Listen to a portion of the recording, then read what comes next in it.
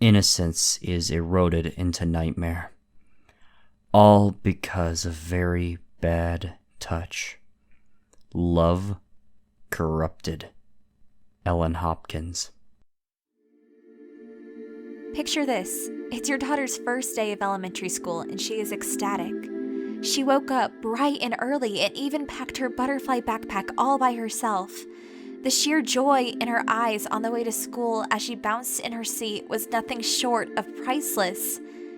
Absolutely nothing you say could tear her down. You know in your heart she's going to have a day memorable enough for the record books. And she does. But the outcome is one that you would have never dared to imagine. That day, your daughter's innocence was stolen from her.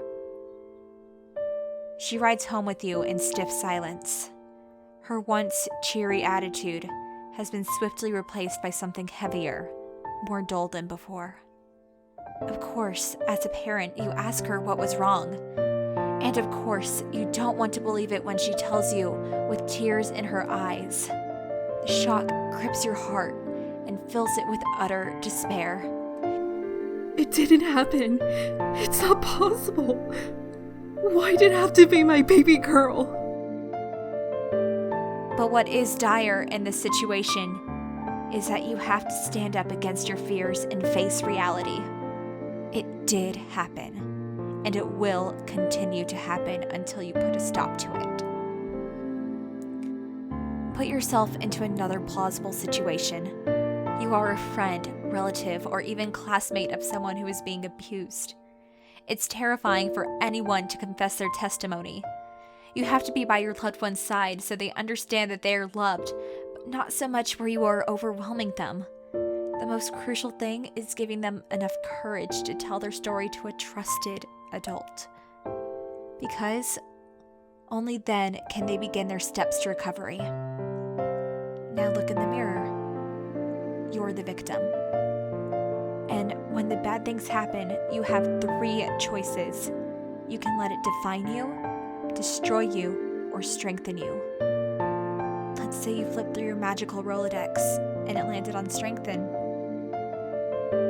Your journey to recovery will now begin. You started out as a small bud blooming amidst the darkness, devoid of sunlight.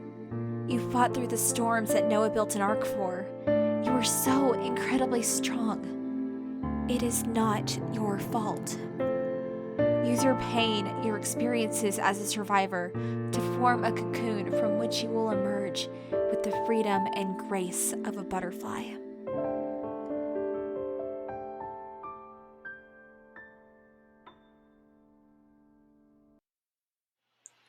Okay. Well, I really hope that you enjoyed that. And I'm pretty sure you guys can see me. It won't tell me if you can see me, so I might have to redo this again, but I think you can see me. So my project was all about how child abuse transforms a person. In this case, a little girl who was abused when in the first day of elementary school. So, and things like that happen all the time. Now, my project has bounced back and forth because originally I wanted to talk about the mind of an abuser, but then I realized that the most important thing and the most argumentative thing that I could talk about is how child abuse changes people. And sometimes you can go through a path where it's like, okay, really bad things happen to me. I'm going to not care about anybody. I'm not going to do anything. I have to just shut off the whole world so I won't get hurt again. But this tells the tale of you can get up again. You are strong enough to do this. You will get up again and you can do this. And so it really means a lot to me that this is coming to formation. I had 3 of my really, really good voiceover friends, because I'm a voiceover actress. Unfortunately, I couldn't voice the thing myself because I was having technical difficulties, but I felt like this was more of a professional approach in the long run, and I'm really, really happy with how it came out. my friends did a really good job portraying how I wanted to. I wrote the transcript, of course, and then they voiced over it.